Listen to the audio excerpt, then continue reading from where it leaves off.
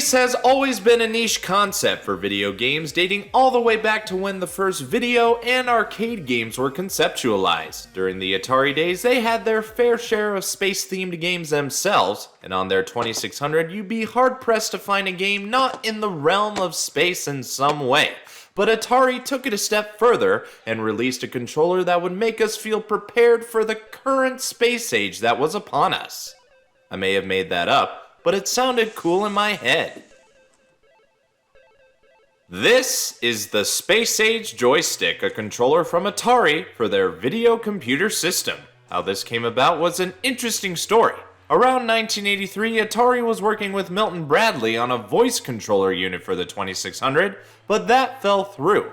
A remnant from the idea were these specialized joysticks, which would be released later in the year. Another remnant of the concept was the hardware design that would ultimately become the 2600 Junior. How do I know this? Art of Atari. I don't just use Wikipedia alone. The box is quick to sing the praises of the joystick as being quick on the trigger, arcade fun. By the look of it, I could agree, but I'm a little distracted by the play on words. It's one of the few controllers that was part of the Pro line of Atari controllers. That's certainly one of the reasons that make it unique, apart from the obvious. The flaps show almost exactly what is on the front, albeit with a different photo, but the back goes into much more detail, which you won't need to take their word for, as I'll be taking it out of its box momentarily. Now does mean now, so let's see what Atari had to offer us with the Space Age Joystick. It certainly didn't lie about its uniqueness. Just looking at it in my hands, it looks like something from the stars. But the real crux of it comes in two places. The first place is up top, where the 8-way joystick lies. It's a little small, but feels fluent, and there's a sticker here to remind you the controller is of the space age. Below that is the trigger button, which doesn't feel like a true trigger. As the input isn't on the bottom portion, it feels more like it's up top. The grip, on the other hand, feels very comfortable. It's a natural placement of the hand, which may be a little dark to say in hindsight, but you can't beat comfortability. And that's about it. There's a couple screws here and there, but the only other thing of interest is the weird placement of the wire. I can see what they were doing, but it could have been less awkward if placed below the grip.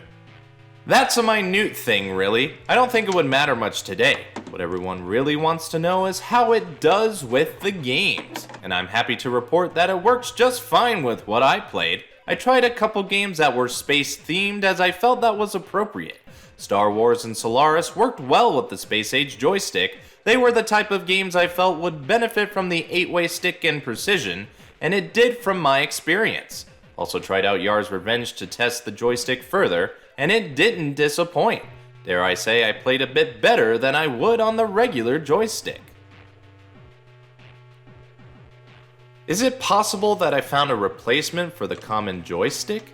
I mean, it could be a step up without having to use a Genesis controller.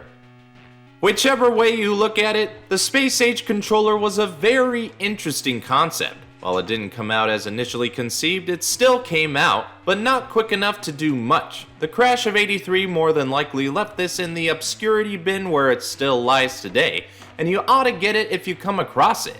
It's one of those Atari controllers that you just have to get for the novelty, and heck, you might find it a suitable replacement if you're not up for the common joystick.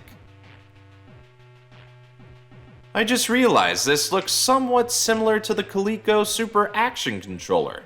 You think that was the inspiration for this, or just pure coincidence? Wouldn't surprise me if either were true. Got any fond memories with this controller/accessory? Tell me about it by leaving a comment. If you like what you see, be sure to leave a like. If you think others would like this, share the video around. And if you want to see more, hit that subscribe button pronto. This is BrianTheBlue, and I'll see you later.